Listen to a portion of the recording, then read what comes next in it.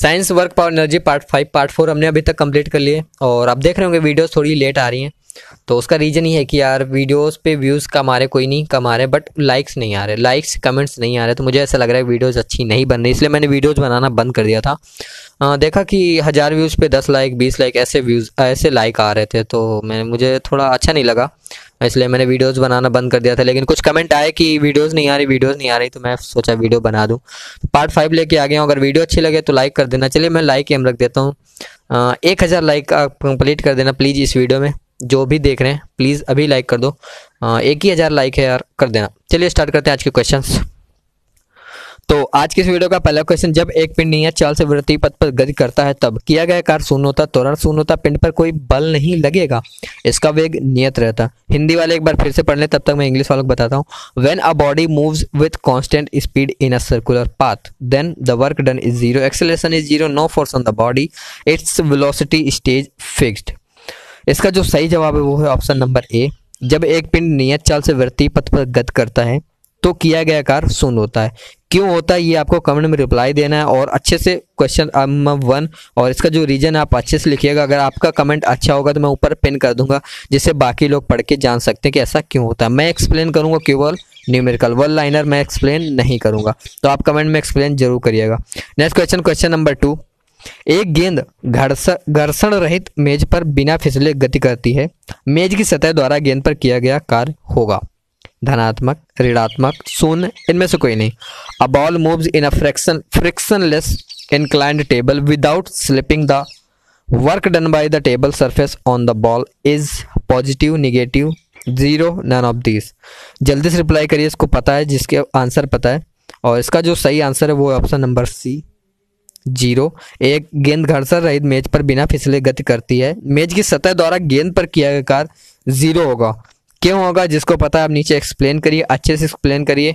आपका कमेंट अच्छा होगा मैं पिन कर दूंगा, सभी लोग आसानी से पढ़ सकते हैं, सबकी प्रॉब्लम सॉल्व हो सकती है, तो कमेंट जरूर करिएगा। Next question, question number 3। स्वतंत्र रूप से तथा विरामावस्था में लटकता एक सरल लोलक ऊर्ध्वाधर होता है, बताओ क्यों? कि इसकी स्थिति में गतिज ऊर्जा शून्य होती है, स्थितिज ऊर्जा शून्य होती है, गतिज ऊर्जा न्यूनतम होती है, या फिर स्थितिज ऊर्जा न्यूनतम होती है।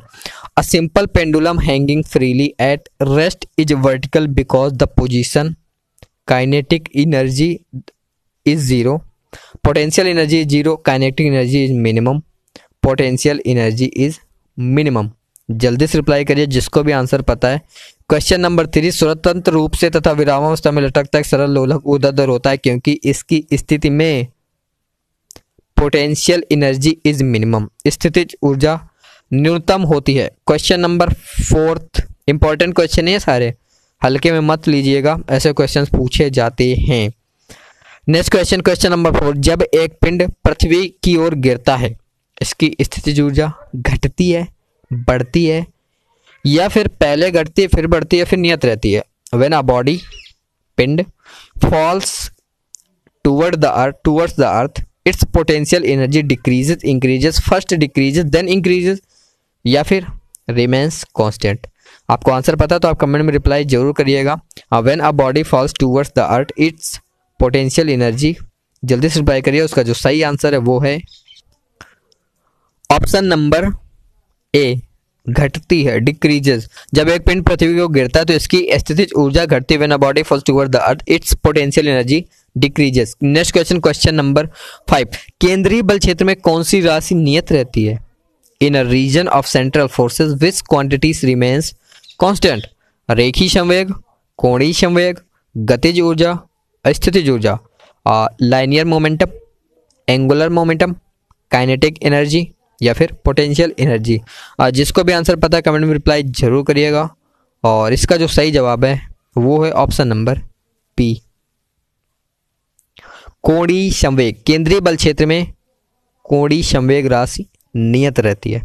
5 क्वेश्चंस कंप्लीट कर दिए हैं। जिसको भी जिस क्वेश्चन का डाउट है अब वो कमेंट में पढ़ सकता है, और जिसको भी जिस क्वेश्चन का आंसर पता है कि ये इस तरीके से होता है या फिर ये इसलिए होता है, आप नीचे कमेंट में जरूर करिएगा, जिससे लोगों को हेल्प हो सके। मैं तो नहीं बता सकता सारे क्वेश्चंस को एक्सप्लेन करके, क्योंकि अब आएंगे न्यूमेरिकल, तो मैं न्यूमेरिकल एक्सप्लेन करूंगा तो उसमें बहुत टाइम लगेगा, सिंपल सी बात है। तो आप नीचे एक्सप्लेन कर सकते हैं हर क्वेश्चन।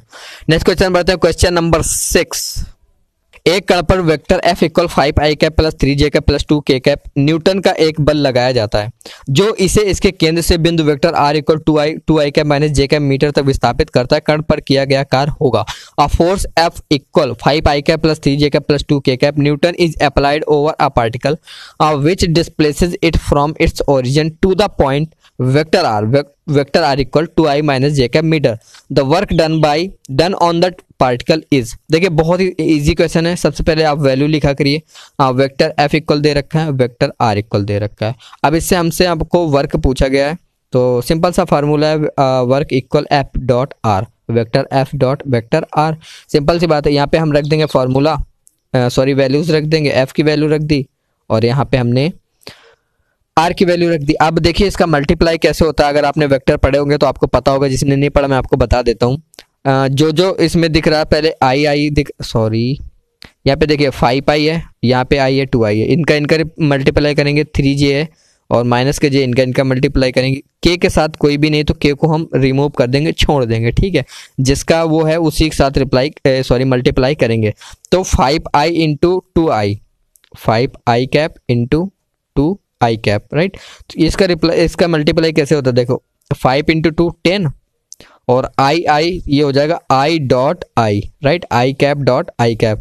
और आई कैप डॉट आई कैप की वैल्यू होती है 1, तो ये हो गया, ये 1 होती है, तो ये हो गया 10 इंटू 1, राइट। तो यहाँ पे हो गया 10। इसके बाद दूसरा देखिए 3j की मल्टीप्लाई करेंगे माइनस j से, तो 3j into minus j multiply करिए, माइनस 3j डॉट j की वैल्यू 1, तो माइनस 3 आंसर। तो इस तरीके से 10 माइनस 3 7 हो जाएगा। देखिए i डॉट आई की वैल्यू 1 होती है, j डॉट j की वैल्यू 1 होती है, और लास्ट k डॉट k की वैल्यू 1 होती है। बट दोनों तरफ k नहीं है तो हम k को छोड़ देंगे, और i और j के साथ इनका मल्टीप्लाई करके 10 माइनस 3 7 जूल इसका आंसर हो जाएगा। उम्मीद करता हूँ आपको समझ आ गया होगा। कुछ भी नहीं क्वेश्चन है, बहुत ईजी क्वेश्चन है। जो क्वेश्चन होता है वो डिफिकल्ट होता है पढ़ने में, तो हमें लगता है आएगा नहीं, बट सॉल्यूशन देखिए कितना ईजी। नेक्स्ट क्वेश्चन बढ़ते हैं, क्वेश्चन नंबर 7। विरामावस्था में 16 किलोग्राम का एक बम 2 टुकड़ों में, जिनका द्रव्यमान 4 किलोग्राम और 12 किलोग्राम में फटता है। 12 किलोग्राम द्रव्यमान के टुकड़े का वेग 4 मीटर पर सेकेंड है। दूसरे द्रव्यमान की गतिज ऊर्जा क्या है? A bomb of mass 16 kg at rest explodes into 2 pieces of masses 4 kg and 12 kg. The velocity of the 12 kg mass is 4 meter per second. The kinetic energy of the other mass is। देख लीजिए इसका solution easy है। देख लीजिए इसका solution क्या है। देखिए इस क्वेश्चन में आपसे 4 kg वाले जो द्रव्यमान है उसका काइनेटिक एनर्जी पूछा गया है। तो सबसे पहले आपको जो V1 है वो निकालना पड़ेगा। तो सबसे पहले टोटल द्रव्यमान जो आपका बॉम्ब का द्रव्यमान है 16 kg लिख लेंगे। एट रेस्ट पे V इक्वल 0 हो जाएगा। M1 4 kg है और V2 12 kg है, और सॉरी M2 12 kg है और V2 4 मीटर पर सेकेंड है। V1 हम निकाल लेते हैं। इसके बाद हम ये देखिए काइनेटिक एनर्जी का फार्मूला लगाएंगे, तो इसमें V1 की जरूरत है, इसलिए हम V1 निकाल लेंगे। तो संवेग संरक्षण के नियम से, बाई कंजर्वेशन ऑफ मोमेंटम के नियम से mv equal m1 v1 plus m2 v2। इसमें वैल्यू रखिए, m की वैल्यू 16, v की वैल्यू 0, तो ये सारा 0 हो गया। और m1 की वैल्यू 4, v1 की जगह पे v1, m2 की वैल्यू 12 और v2 की वैल्यू 4 रख के सॉल्व करेंगे, तो v1 equal minus 12 metre per second आ गया। v1 आ गया हमारे पास। अब हमें निकालना काइनेटिक एनर्जी ऑफ 4 kg मास। तो 4 के आपको काइनेटिक एनर्जी का फॉर्मूला पता होगा, k equal half mv square, right. अब यहाँ पे 4 kg का है तो हम m1 और v1 स्क्वायर कर देंगे, तो हाफ m1 v1 स्क्वायर रखेंगे और ये हटा देता हूँ। देखिए यहाँ पे वैल्यू रखिए आप, m1 की वैल्यू 4 और v1 की वैल्यू हमने निकाली है -12। आप पूरा माइनस में भी रख सकते हैं या फिर आप माइनस में मत रखिए। माइनस भी आप रखेंगे तो स्क्वायर है, सिंपल सी बात है, वो प्लस हो जाएगा। और इसको जब सॉल्व करेंगे तो 288 जूल आ जाएगा। तो इजी क्वेश्चन था, थोड़ा सा क्वेश्चन को आप पढ़िए समझिए, इसके बाद सॉल्यूशन देख लीजिए। पिछली वीडियो में छोटा छोटा दिख रहा था, गलती से हो गया था, तो इसमें मैंने कोशिश किया आपको अच्छे से समझ आए। ज़्यादा एक्सप्लेन नहीं कर सकता वरना बहुत ही लंबी वीडियो हो जाएगी। नेक्स्ट क्वेश्चन बढ़ते हैं, क्वेश्चन नंबर 8। यदि संवेग 20% घटता है तो गतिज ऊर्जा घटेगी कितने परसेंट? आपको बताना है कि यदि संवेग 20% घटता है तो गतिज ऊर्जा कितने परसेंट घटेगी। If momentum decreases by 20% kinetic energy will decreases by. देखिए इसका सॉल्यूशन आप देख लीजिए, थोड़ा सा आप ऐसे इसको समझना आसान नहीं है, तो आप इसको स्क्रीनशॉट लेके समझने की कोशिश करिए। एक बार, दो बार, तीन बार इसको कॉपी जरूर सॉल्व करिएगा, आपको आसानी से आ जाएगा। देखिए आपसे पूछा गया है कि यदि संवेग 20% घटता है तो गतिज ऊर्जा, तो सिंपल सी बात है, आपको कोई ऐसा फार्मूला देखना होगा जिसमें काइनेटिक एनर्जी और संवेग दोनों आते होंगे, मतलब मोमेंटम और काइनेटिक एनर्जी दोनों आते होंगे।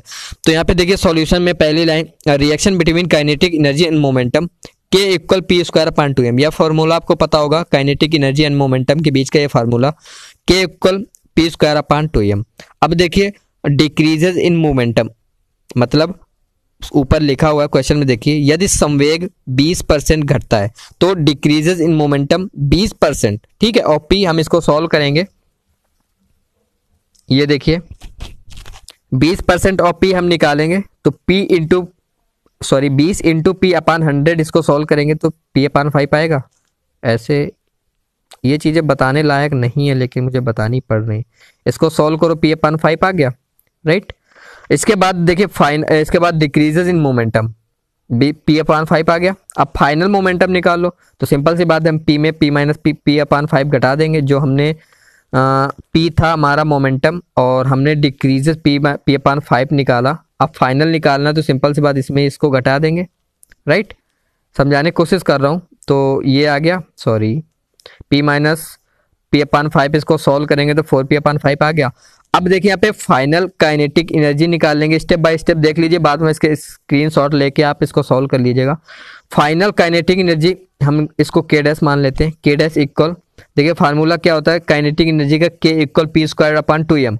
तो फाइनल काइनेटिक एनर्जी निकालेंगे तो पी की जगह पे हम फाइनल मोमेंटम 4p अपान 5 रखेंगे, ठीक है। ये रख दिया, देखिए 4p अपान 5 का होल स्क्वायर अपान 2m, इसको सॉल्व करेंगे तो आएगा 16 अपान 25 P square upon 2m, right. P square upon 2m क्या है, यहाँ पे के बराबर है तो यहाँ पे के रख दिया।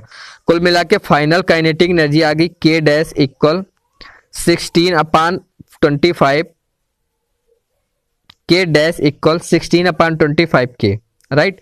आप देखिए डिक्रीजेज इन काइनेटिक एनर्जी, आपसे यही तो पूछा गया है, आपसे पूछा गया है गतिज ऊर्जा घटेगी, परसेंट बताना है। तो सबसे पहले आप काइनेटिक एनर्जी कितनी घटेगी वो कैसे निकालोगे, देखिए काइनेटिक एनर्जी कितनी घटेगी, तो आपकी जो काइनेटिक एनर्जी है के, उसमें जो आपकी फाइनल काइनेटिक एनर्जी आई के डैश, उसको घटा देंगे तो के माइनस के डैश, ठीक। इसमें के डैश की वैल्यू रख देंगे, ये हमने जो निकाली है। इसको सॉल्व करेंगे तो 9 अपान 25 के आ गया।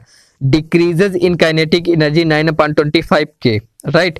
नेक्स्ट स्टेप और लास्ट स्टेप देख लीजिए, परसेंट क्वेश्चन देखिए। सबसे पहले पूछा गया है यदि संवेग 20% घटता है तो गतिज ऊर्जा घटेगी। अब यहाँ पे ये नहीं पूछा गया गतिज ऊर्जा कितनी घटेगी, आपको सोचना पड़ेगा कि सिंपल सी बात है, संवेग में परसेंट दे रखा है कि 20% घटती है तो गतिज ऊर्जा भी परसेंट में ही पूछा गया, तो हम परसेंटेज में निकाल लेंगे। Percentage decrease in kinetic energy के माइनस के डैश अपान के इंटू 100, के माइनस के डैश अपान के इंटू 100 सॉल्व कर देंगे 36% आ जाएगी।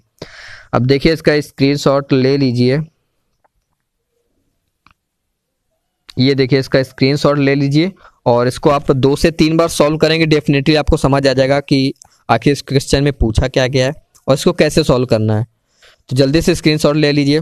चलिए बढ़ते हैं नेक्स्ट क्वेश्चन, क्वेश्चन नंबर 9 की ओर।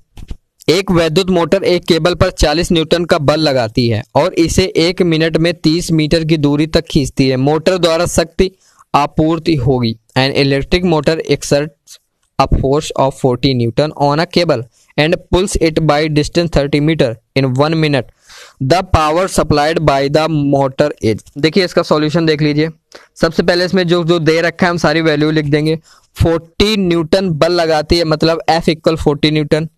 इसे 1 मिनट में 30 मीटर की दूरी तक खींचती है। D equal 30 metre, T equal 1 minute मतलब 60 सेकेंड। सारी वैल्यू लिख ली। अब पूछा गया मोटर द्वारा शक्ति आपूर्ति होगी, तो आपको शक्ति का फार्मूला पता है, P इक्वल W/T होता है। शक्ति इक्वल हिंदी में बता दूं, शक्ति बराबर कार बटे समय होता है, और कार का फार्मूला आपको पता है बल इंटू विस्थापन होता है। तो P इक्वल W की जगह पे हम रख देंगे F इंटू डी, रख दिया। W का फार्मूला, कार का फार्मूला F इंटू डी अपान टी, सारी वैल्यूज यहाँ पे रख दीजिए, आसानी से सोल्व हो जाएगा। आ जाएगा P इक्वल 20 वॉट्स।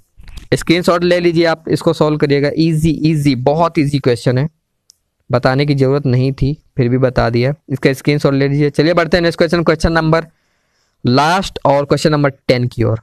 10 किलोग्राम के एक पिंड को 10 सेकंड में 0 से 20 मीटर पर सेकंड तक त्वरित करने के लिए एक बल द्वारा किया गया कार्य क्या होगा?